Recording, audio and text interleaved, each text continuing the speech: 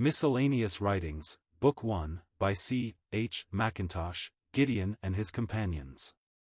Judges 6-8. Part 6. We shall now ask the reader to open his Bible at Judges 7. Here Gideon's companions are brought before us, and their history, as well as that of their leader, is full of interest and profit for us. They had to be trained and tested as well as he. Let us ponder the narrative. Then Jerubbaal, who is Gideon, and all the people that were with him, rose up early and pitched beside the well of Harod, so that the host of the Midianites were on the north side of them, by the hill of Moreh in the valley. And the Lord said to Gideon, The people that are with thee are too many for me to give the Midianites into their hands, lest Israel vaunt themselves against me, saying, Mine own hand has saved me. The clear and soul-stirring blast of Gideon's trumpet had drawn around him a very large and imposing company, but this company had to be tested.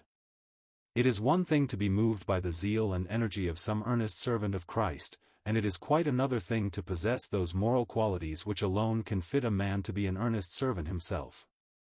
There is a vast difference between following in the wake of some devoted man of God, and walking with God ourselves, being propped up and led on by the faith and energy of another, and leaning upon God in the power of individual faith for ourselves.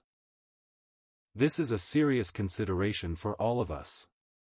There is always great danger of our being mere imitators of other people's faith, of copying their example without their spiritual power, of adopting their peculiar line of things without their personal communion. All this must be carefully guarded against. We specially warn the young Christian reader against it. Let us be simple, and humble, and real. We may be very small, our sphere very narrow, our path very retired, but it does not matter in the least, provided we are precisely what grace has made us, and occupying the sphere in which our blessed Master has set us, and treading the path which He has opened before us. It is by no means absolutely necessary that we should be great, or prominent, or showy, or noisy in the world, but it is absolutely necessary that we should be real and humble, obedient and dependent.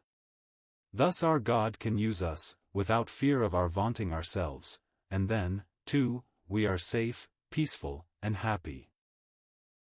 There is nothing more delightful to the true Christian, the genuine servant of Christ, than to find himself in that quiet, humble, shady path where self is lost sight of, and the precious light of God's countenance enjoyed, where the thoughts of men are of small account, and the sweet approval of Christ is everything to the soul. Flesh cannot be trusted. It will turn the very service of Christ into an occasion of self-exaltation. It will use the very name of Him who made Himself nothing in order to make itself something. It will build up its own reputation by seeming to further the cause of Him who made Himself of none. Such is flesh. Such are we in ourselves. Silly, self-exalting creatures, ever ready to vaunt ourselves, while professing to be nothing in ourselves, and to deserve nothing but the flames of an everlasting hell. Need we marvel at the testing and proving of Gideon's companions? All must be tested and proved. The service of Christ is a very solemn and a very holy thing, and all who take part therein must be self-judged, self-distrusting, and self-emptied, and not only so, but they must lean, with unshaken confidence, upon the living God. These are the grand qualities that go to make up the character of the true servant of Christ, and they are strikingly illustrated on the page of inspiration which now lies open before us. Let us proceed with the narrative. The people that are with thee are too many for me to give the Midianites into their hands. Now, therefore, go to, proclaim in the ears of the people, saying, Whosoever is fearful and afraid, let him return and depart early from Mount Gilead. And there returned of the people 22,000, and there remained 10,000. Here the first grand test is applied to Gideon's host, a test designed to bring out the measure of the heart's simple confidence in Jehovah. A coward heart will not do for the day of battle, a doubting spirit will not stand in the conflict. The same principle is set forth in Deuteronomy 20 verse 8, and the officers shall speak further to the people, and they shall say, What man is there that is fearful and faint-hearted? Let him go and return to his house, lest his brethren's heart faint as well as his heart. Faint-heartedness is terribly contagious. It spreads rapidly.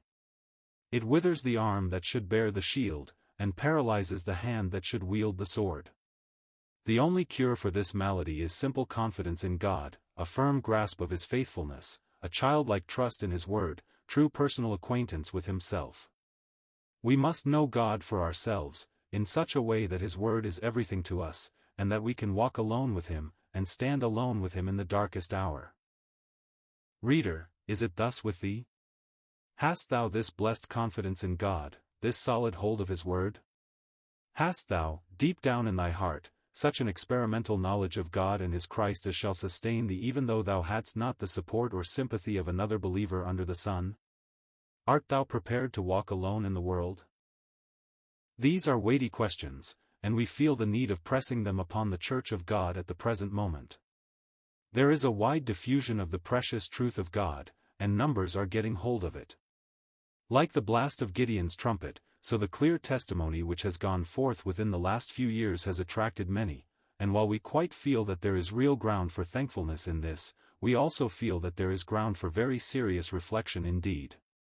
Truth is a most precious thing, if it be truthfully found, and truthfully held, but let us remember that in exact proportion to the preciousness of the truth of God is the moral danger of trafficking therein without a self-judged heart and an exercised conscience. What we really need is faith, unfeigned, earnest, simple, faith, which connects the soul, in living power, with God, and enables us to overcome all the difficulties and discouragements of the way. Of this faith there can be no imitation. We must either possess it in reality or not at all. A sham faith will speedily come to the ground. The man who attempts to walk by faith, if he have it not, must speedily totter and fall. We cannot face the hosts of Midian unless we have full confidence in the living God. Whosoever is fearful and afraid, let him return. Thus it must ever be.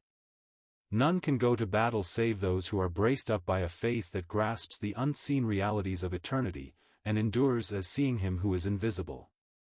May this faith be ours, in larger measure, beloved reader. It is full of instruction for the heart to notice the effect of the first test upon the host of Gideon. It thinned his ranks amazingly. There returned of the people 20 and 2,000, and there remained 10,000. This was a serious reduction. But it is far better to have 10,000 that can trust God than 10,000 times 10,000 who cannot. What avails a vast mass of unbelieving flesh? Nothing of what use are numbers, if they be not energized by a living faith? None whatever. It is comparatively easy to flock around a standard raised by a vigorous hand, but it is a totally different thing to stand, in personal energy, in the actual battle. Not but genuine faith can do this, and hence when the searching question is put, who can trust God, the showy ranks of profession are speedily thinned. But there was yet another test for Gideon's companions. And the Lord said to Gideon, The people are yet too many, bring them down to the water, and I will try them for thee there, and it shall be, that of whom I say to thee, This shall go with thee, the same shall go with thee, and of whomsoever I say to thee, This shall not go with thee, the same shall not go. So he brought down the people to the water, and the Lord said to Gideon, Every one that laps of the water with his tongue, as a dog laps, him shalt thou set by himself, likewise every one that bows down upon his knees to drink. And the number of them that lapped, putting their hand to their mouth, were 300 men, but all the rest of the people bowed down upon their knees to drink water. And the Lord said to Gideon, By the 300 men that lapped will I save you, and deliver the Midianites into thine hand, and let all the other people go every man to his place. Judges 7 verses 4-7. Here then we have another great moral quality which must ever characterize those who will act for God and for His people, in an evil day. They must not only have confidence in God, but they must also be prepared to surrender self. This is a universal law in the service of Christ. If we want to swim in God's current, we must sink self, and we can only sink self in proportion as we trust Christ. Thus it stands ever. It is not, need we say, a question of salvation, it is a question of service. It is not a question of being a child of God, but of being a proper servant of Christ. The 31,700 that were dismissed from Gideon's army, were just as much Israelites as the 300 that remained, but they were not fitted for the moment of conflict, they were not the right men for the crisis. And why? Was it that they were not circumcised? Nay. What then? They could not trust God and surrender self. They were full of fear when they ought to have been full of faith. They made refreshment their object instead of conflict.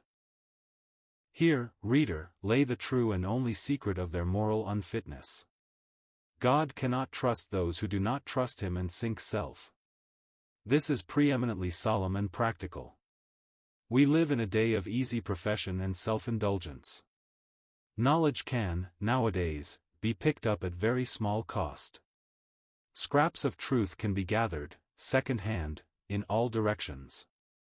Truth which cost some of God's dear servants years of deep soul-plowing and heart-searching exercise, is now in free circulation and can be intellectually seized and flippantly professed, by many who know not what soul-plowing or heart-exercise means. But let us never forget, let us constantly remember, that the life of faith is a reality, service is a reality, testimony for Christ, a reality. And further let us bear in mind that if we want to stand for Christ in an evil day, if we would be men for the crisis, genuine servants, true witnesses, then verily we must learn the true meaning of those two qualities, namely, confidence in God, and self-surrender.